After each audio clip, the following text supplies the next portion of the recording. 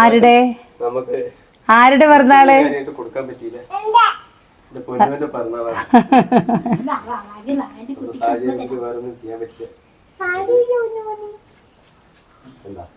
കണ്ട കണ്ട സ്വർണം വാങ്ങാൻ പറ്റുള്ളൂ. കാര്യം സ്വർണം ചേർക്കാൻ പറ്റില്ല. പഞ്ചലോഹത്തിന്റെ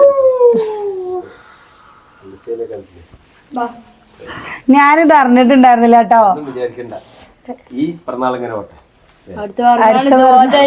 നമുക്ക് സ്വർണം കെട്ടാനുള്ള യോഗം ഉണ്ടാവട്ടെ. സുഗന്യ നോക്കടി. പിന്നെ നമുക്ക് ഇഷ്ടായില്ലെന്നുണ്ടെങ്കിൽ നിന്റെ അതിൽ കൊന്നിട്ട് കൊടുത്തോ കേട്ടോ. വിഷമം മാറും. റെഡി അല്ലേ? അപ്പൊ സത്യം അറിയച്ചല്ലേ, അനിയനോട് ഇന്ന് ദേഷ്യം വന്നിട്ട്. കാരണം രാവിലെ നീച്ചിട്ട് എന്താ ഒരു പിറന്നാൾ വിഷും കൂടി ഇതില്ല. പിന്നെയും പറഞ്ഞില്ല. ഞാൻ എന്നിട്ട് സൂര്യടുത്ത് 12 മണിയാവുമ്പോ ചോദിച്ചു,